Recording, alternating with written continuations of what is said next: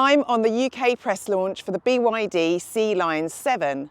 Apart from the ocean-inspired nameplate and confusing number, no, it's not a 7-seater and it doesn't relate to any specific feature, rather its position within the Sealion SUV family. What do you think?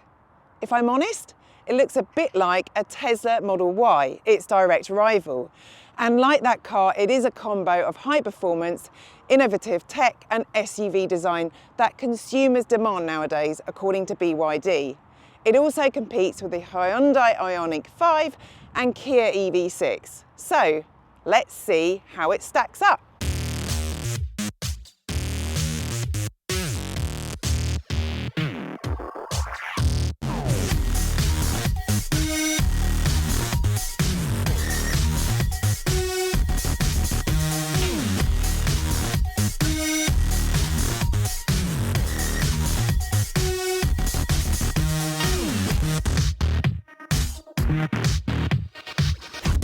I like the strong shoulder line, prominent wheel arches and slightly sloping roofline to give it that hint of sportiness. The two highest spec cars feature 20-inch wheels as standard, as does our test car.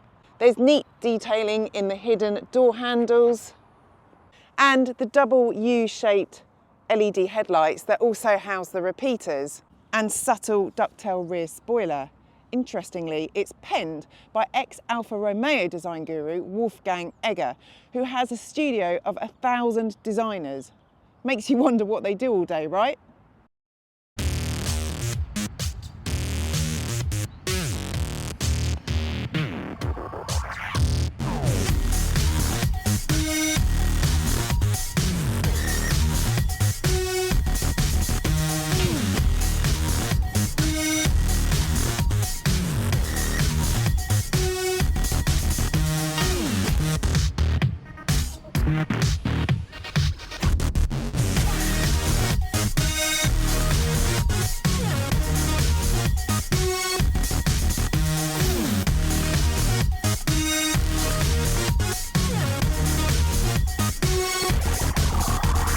Inside is BYD's unique rotating 15.6-inch display. Let me just show you. Pretty cool. Let's put it back to landscape mode. It's running a new processor and software and it's very responsive. Check out this 3D model of our car, which moves as fast as your finger can propel it. So you can see here that I've got this door open, but if I touch the part that I want to open, I can do so. There's my boot opening, for example. It's not quite as user-friendly as Tesla's Model Y, but it does now feature a permanent bar at the bottom for shortcuts. And we can configure all of these on the bottom, but at the moment it's set to what consumers use most. Up here we can open all the windows or close them, unfold the mirror, ventilate or heat our seats and adjust them. Ambient light. I think it was something like 92 combinations you could have from the presentation. I don't know why you'd ever need that, but there you go. It's got built-in sat-nav and Google search here, making things a bit easier. If you don't get on with the infotainment, Android Auto and Apple CarPlay are standard, along with an excellent 12-speaker sound system from high-end Danish hi-fi specialist Design AWD. I can also control the aircon on these haptic feedback buttons here. We've got two wireless phone chargers and a decent cubby storage here and under here. Wow, this is impressive. Look how much room there is. Not to mention all the light that's flooding in, thanks to this huge panoramic sunroof, which is apparently the largest you can get on any EV. It feels well screwed together and it's nicely finished with pretty roulette type backlighting on the dash panel, wave-like door pulls and ornate seat contours, metal switches and a glass central drive selector. It's definitely more grown up and refined than the other BYD models. As well as being smart, it's practical too, with no fewer than 20 storage cubby holes, a 520 litre boot and a 58 litre frunk, big enough for an overnight suitcase or your charging cables. The Comfort rear-wheel drive and Design all-wheel drive model comes with an 82.5 kilowatt-hour battery, offering up to 300 miles range on the former and 283 miles on the latter. The top spec Excellence all-wheel drive trim boasts a 91.3 kilowatt-hour battery, achieving 312 miles. The top spec car offers up to 230 kilowatt DC fast charging, while the other models can still charge up to 150 kilowatts. In four-wheel drive form, it can accelerate from 0 to 62 miles per hour in just 4.5 seconds, topping out at 133 miles per hour, whilst the rear-wheel drive version achieves it in a respectable 6.7 seconds. BYD were quite keen to let us sample how quick the car is. So let's see if it lives up to its 4.5 seconds. 1, 2, 3, 4, 60 miles an hour. So yep, that is probably about right. Here's the key. Wow, wouldn't let me drive it until I put the key in the cup holder. Can't drive it with the key on the seat. Despite the fact it is a very big car, it doesn't feel very big to place on the road, and you're not sat stupidly high up like you are on some SUVs. The steering wheel is four-way adjustable, so even the tallest of people should find a comfortable seating position. It is very quick. In fact, BYD claims that its latest motors are capable of speeds of up to 23,000 RPM. That is the highest of any mass-produced unit in a car, by the way. But there is a downside to that. They do produce a slight whine at crawling speeds, which kind of increases in pitch the faster you go. Luckily, by the time you do get up to speed, the wind noise, I'm sure you can't hear it on here, but it is actually quite bad, despite the fact that BYD claims it's spent a lot of time and money in that area. The car has 4 modes, which you can access down here: normal, sport, eco, but also snow, to maximise traction on slippery surfaces. It's easy to drive, composed around town, and on fast B roads it is slightly unsettled, and the steering is too light, and yes, I'm focusing on driving.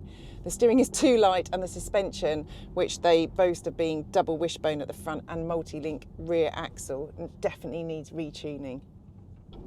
The Kia and Tesla alternatives are definitely less wallowy and floaty and more fun to drive. However, most SUV drivers demand comfort over fun, and this is where the BYD Sealion 7 holds the trump card, ironing out the lumps and bumps much better than the other 2 cars. The brake pedal travel is way too long before it starts to bite, and then when it does, it's really hard to release smoothly. They're way too grabby and too sharp at low speeds as well. It's a real shame, because that lack of consistency and feel just doesn't inspire much confidence when you want to go a bit faster. What else? BYD's previous cars had extremely oversensitive safety systems. They feel less in your... As I literally just said that. I was going to say they feel less in your face on this car. Hey BYD. What's up? Can you play some tunes? Sorry, you need to log into your Spotify account first. Hey BYD. Hello. Hi. I'm good. Thanks for asking. I hope you are having a great day. I wasn't asking, but maybe you're lonely. You fancy a conversation? Hey BYD. I'm here. You've gone all quiet on me. Sorry, I didn't get it. I thought you wanted a chat. Please connect your phone and try again. Hey BYD. Hello. Hi, can you play some tunes on the radio? Sorry, I didn't catch it. Hey BYD, Hello. turn the radio on. What I will say is, for anyone transitioning from an ICE car, this makes things very easy. Maybe in a few years' time it will be BYD that are littering our roads. I mean, that's certainly their goal. And let's face it, Elon Musk ain't selling many of his cars right now, is he? I just want to talk briefly about the Blade battery, developed in-house by BYD. Instead of being fitted in multiple modules, the cells are installed directly into the pack, so more of them can be squeezed into the same area. In addition, the Blade battery uses lithium iron phosphate as a cathode material. LFP has higher levels of safety and durability compared with conventional lithium-ion batteries, whilst also being 100% free of cobalt. So all you EV haters who use the ethical and environmental concerns to leverage your argument that combustion engine cars are better, it won't wash with BYD's cars. LFP batteries are also more resistant to extreme temperatures, less sensitive to fluctuations in temperature, and can withstand more charge and discharge cycles with hardly any loss of capacity, making them particularly durable. The Sealion 7, like the Seal, also benefits from BYD's cell-to-body battery installation.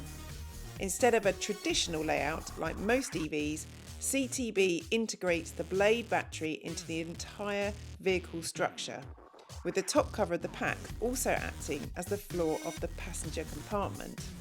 It features a high-strength honeycomb-like aluminium structure, enhancing safety, and using the battery pack as a structural component also helps to deliver incredible torsional stiffness as well as a low centre of gravity. It also passes the punishing nail penetration test. Confused? Just watch this video.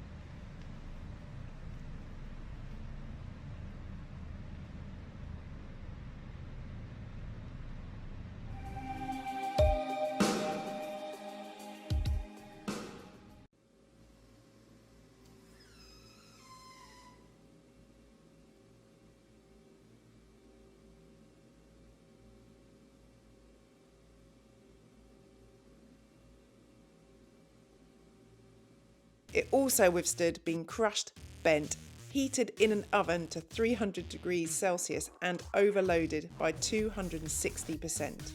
Despite only being in Europe for 3 years, BYD has become the world's biggest electric car maker. In China, every 1 in 3 new cars is a BYD. It's doing all right for itself. Weaknesses for me, it could have a longer range, but it is well built, spacious, comfortable, quick, and has plenty of equipment. It is ever so slightly more expensive than the Kia EV6 and the Model Y, with prices starting from £46,990, but it is still worth considering, especially if you want something a bit more left field. For me personally, with the likes of the Hyundai Ioniq 5, Skoda Enyaq and Renault Scenic E-Tech also cheaper, I would be tempted to pick from the more established players.